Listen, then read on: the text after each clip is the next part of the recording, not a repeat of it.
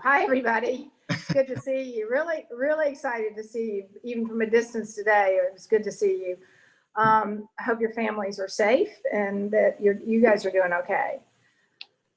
Today, we're really excited to be back in the building. Obviously, it's just great to be out there with the players and be involved. But I can tell you this, and you probably sensed it too, we really miss the fans. It's made a big difference not having them out there with us, and just really strange, and miss our fans so much. I'm sure the players do too. So that's been something that it has been very different. We have done everything we can to make sure that our players are safe. We've put in all the COVID protocols that the Players Association and the NFL plan approved, and which has been outstanding. Our team and our facilities people have done an amazing job with our building. It has been completely transformed to make sure that our players are socially distanced and can be in a safe space. And of course, they always have their mask on, everybody in the building, unless they're playing on the field. So big shout out to Joe Sheehan and Dr. Voos and University Hospitals for helping us be successful with this plan. Feel really good about it. I think the players feel very safe and created a really good environment to be successful. Yeah, I'd just add, it's good to see you all, although at a distance, on Friday and today. It is eerily quiet out there, as you all observed, and Dee's right, we missed the fans. Normally we'd have had 3,000 or 4,000 people out there today, and I think players, coaches, I can't speak for you all, but certainly ownership, miss having our great fans out there and giving them the opportunity to see our guys up close. I would echo what Dee said. I think our staff at the Browns, but I think really shout out to the NFL, the Players Association, which of course JC is heading up, have done a tremendous job of putting what I would say is the best possible protocol to keep everybody safe and healthy out there. Obviously really pleased with the job Andrew did in the offseason in terms of the free agency aid added in the draft. It's good to meet and see those guys up close. And I think Kevin's put together a tremendous staff and is off to a good start, although I think we all understand we've got a long way to go, and we've just had 2 real practices so far, going pads Monday, so we'll learn more there. So with that, we'll open it up to questions. Great. Thank you so much. Tom Withers, you have our first question. Hi, Haslam. It's good to see you guys. Good to see you. Thank you. You talked about the fans not being at camp. I know things are still very fluid, but has anything been finalized in terms of fans at First Energy Stadium for the season? Yeah, there's been a task force of Ohio State, the pro baseball, I don't know if pro basketball is involved, pro football. They've been working closely with the governor's office for the last 8 to 10 weeks. We've also been working closely with the city of Cleveland. I think both of those have gone well.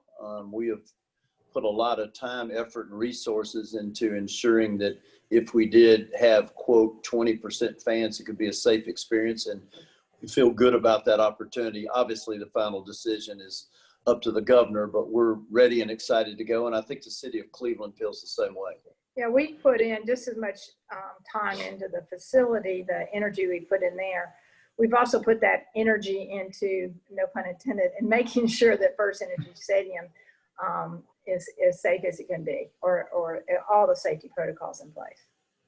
So we're about a month away from that opener. Is there a hard date, though, that you have in mind or that you have to hit in terms of making a decision on that? Or is it still just kind of an hourly thing like everything else? Yeah, listen, I think in the world we live in, and we're big planners, but that's not realistic today. So we have a great plan in place. It'll be up to the governor of the state of Ohio to bless or not bless that. We've actually taken them through that, and we'll just have to see how that goes. I wouldn't want to speculate that it needs to be a week or 2 weeks ahead of time. And I think you'll hear us say this a lot today. Everybody's got to remain fluid and flexible in everything we do. And I think we've all learned to do that over the last 4 or 5 months. Thank you. Thank you, Tom. Our next question will go to Jake Trotter. Yes. So several of your players already, including Baker, have said They're going to be kneeling during the national anthem this season. You know, about NBA players that have been kneeling out in Orlando. The president has called it disgraceful. What say the two of you about that? Hey, Jake, I would say this. One of the great things about this country, one of the many great things, is the ability to have freedom of speech and be able to express yourself. So we're going to support our players. At the same time, I think that all too much attention is called to whether somebody kneels or stands or what their statement is, and not nearly enough attention is called, Jake, to what they do afterwards. And so Dee and I can issue some great statement, but what you all really ought to look at is what ourselves, our coaches, our players are doing the rest of the week, if you will, to make this country a better place to live, work, and raise a family. Thank you, Jake. Our next question is to Mary Kay Cabot. Hi, if I can just follow up on that. I know that some of your players, and I'm sure you guys do too, receive some backlash from fans, from season ticket holders. And so I guess my question is, you know, with Baker saying he's absolutely going to kneel and things like that, are you guys, I mean, if they choose to do that as a team, which I think they might be deciding to do that as a team, are you fully in support of that this year, and you're just prepared to sort of deal with whatever fallout may come from fans?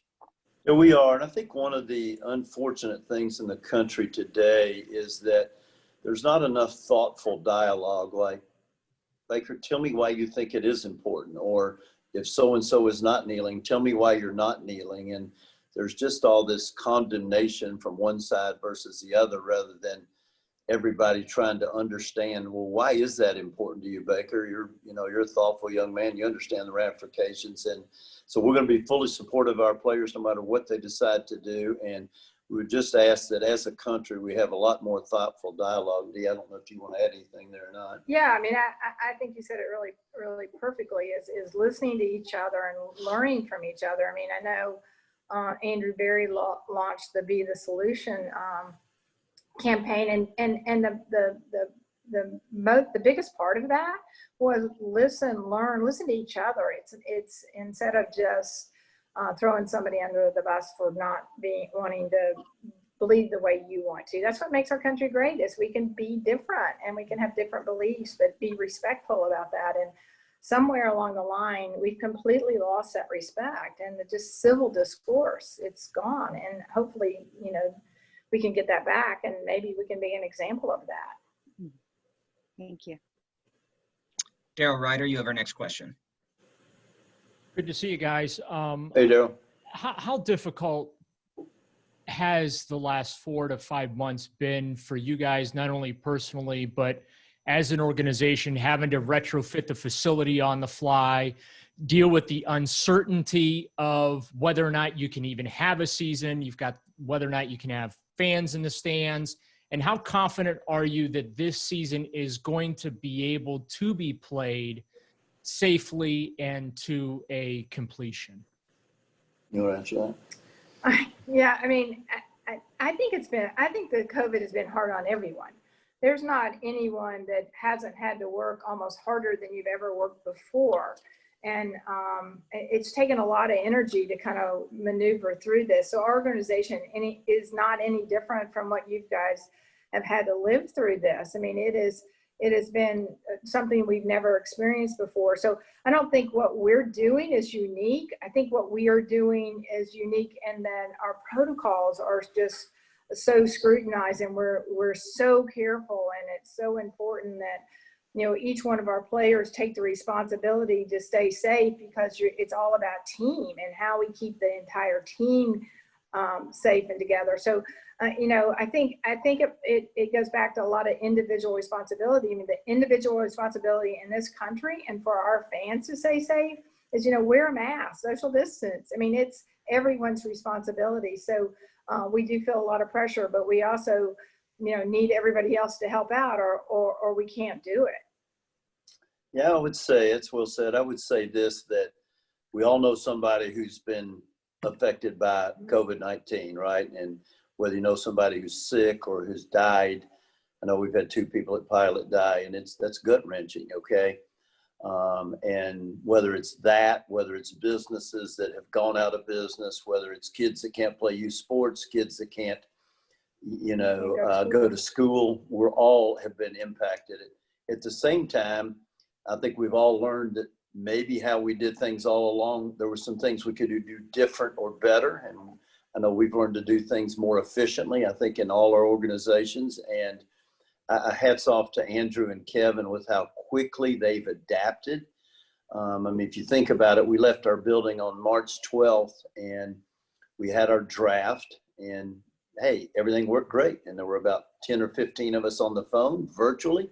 And who knows whether it's going to be a great draft or not, but we will not use COVID-19 because it wasn't. And Kevin's done a magnificent job in leading these virtual calls and having guys organized and watching guys work out virtually. And here again, it's not perfect, but you learn and adapt, and all 32 teams are having to do the same thing. So we don't have an advantage over Baltimore. Pittsburgh doesn't have an advantage over us at the same. So it's not been fun. It has been challenging, but we're excited now to be on the field. None of us know if there's going to be a full season, but we're going to do everything we can to get a season in, but do so in a safe manner. Excellent. Scott Petrick, your line is now open.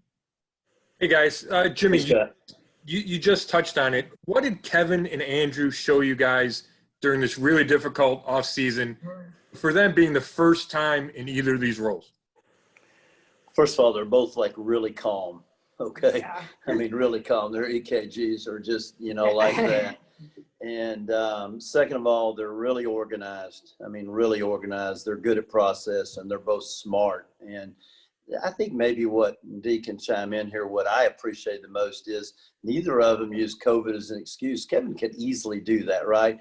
First year head coach, new staff, new offense, new defense, et cetera. And he hasn't used an excuse. So I'd say those are the things that they've showed us. And it's, as Dee mentioned when she started, it's exciting now to have everybody back in the building. I mean, there's a few of the coaches we had never met, a lot of the new players we hadn't met, et cetera. So it's just good to have everybody back together, albeit in a socially distant manner. You want to add anything? No, I think that's exactly right.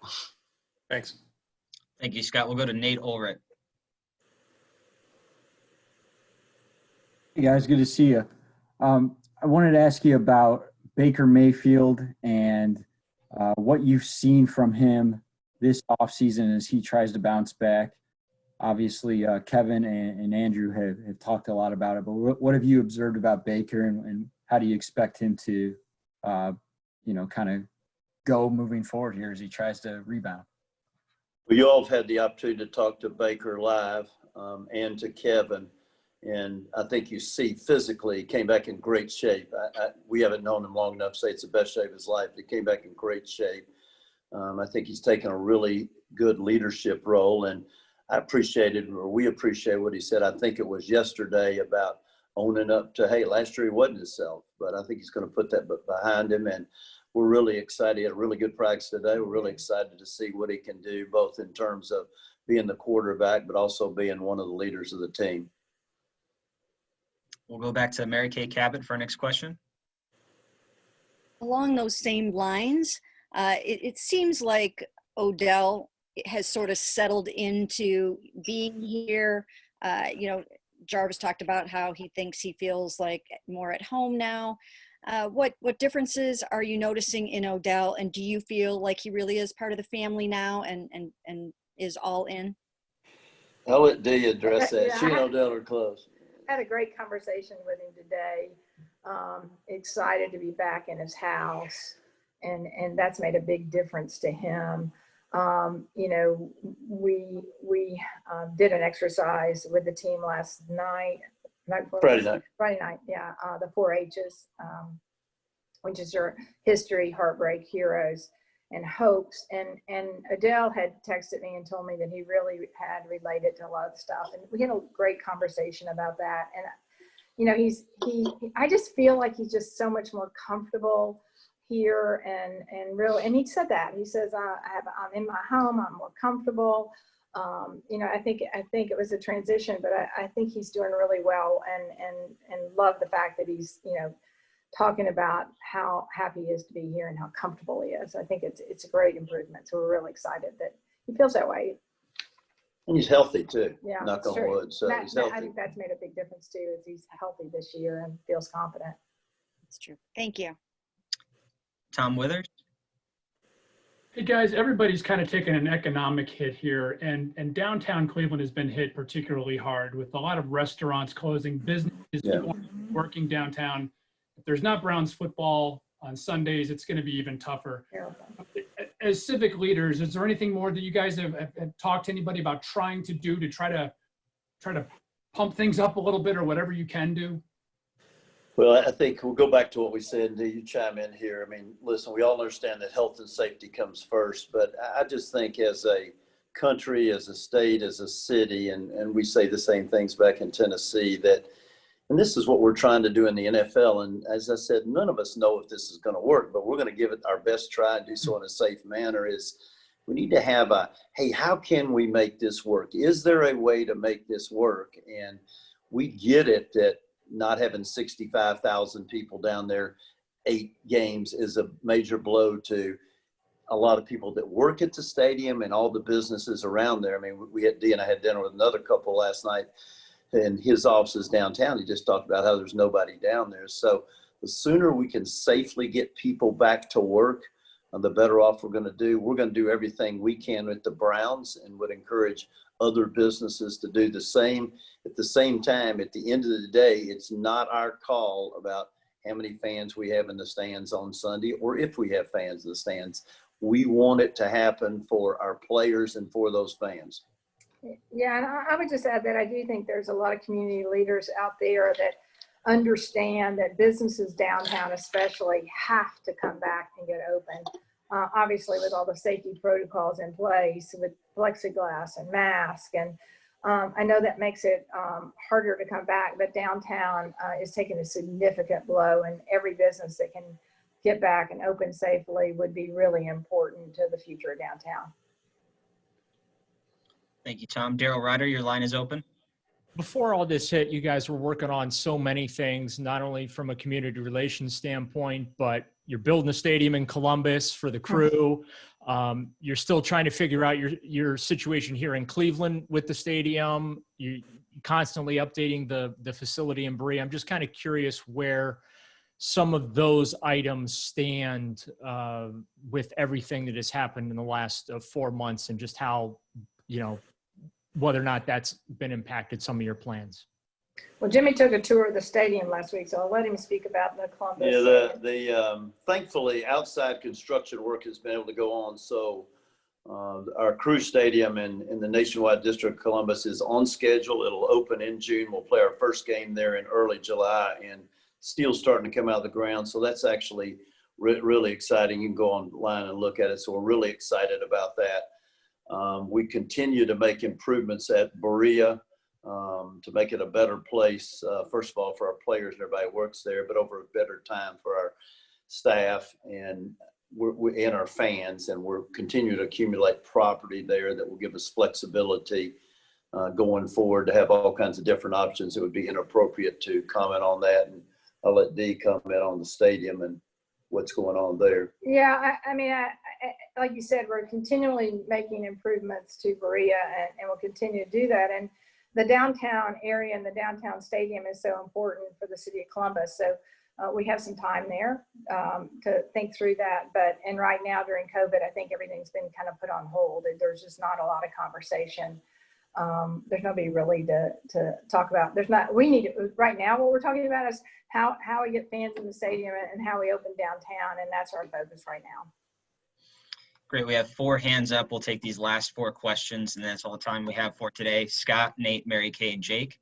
Scott Petrick, your line is open. Hey, guys, given all the difficulties of the offseason, do you have to temper your expectations for this team on the field? And do you think fans should? Well, we've learned we have the world's greatest fans, okay? And I don't know that they will temper their expectations. And I think mainly I'm sure you all are the same way because most of your friends and associates know what you do for a living. And I imagine you get the question every day, Scott, are they going to play, right? And that's the same Right. question Dee and I get. So let's hope we play, number one. I think we probably, all of us, including ownership, learned a lesson last year about tempering expectations. And I don't think we managed that as well as we should have. And I think you got to be realistic. I mean, this team hasn't been to the playoffs since, is it 07, Mary Kay? You would know that better than I would. Yeah. Since 07. 02. 02, I'm sorry. And we're in a tough division. I mean, Baltimore and Pittsburgh are arguably two of the best teams and best franchises. So I think you have to be realistic there. We're still a young team. On the other hand, we feel really good about, as we said, Andrew and Kevin, our coaching staff, our personnel group, and the talent that we've been able to assemble. So we're excited going into the year, but realistic. Thanks. Nate Ulrich, you're up.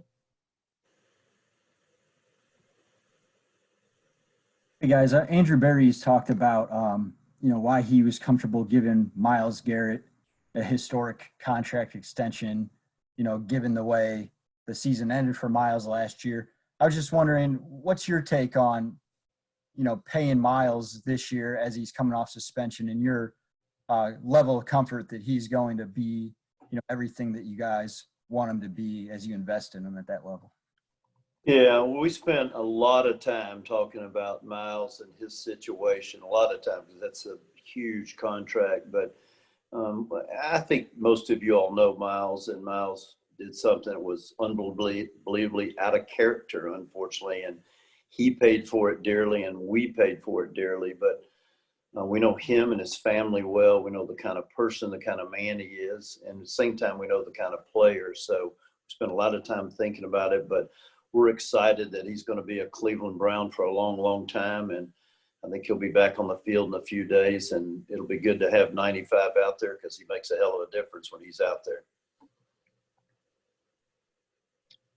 Great. Our next question is from Mary Kay.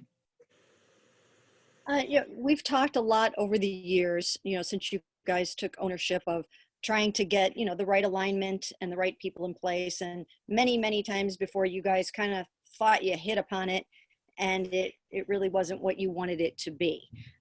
This time around, I think alignment was the buzzword of the offseason, and I really think that you guys worked very, very hard to make sure that your building was all pulling in the same direction.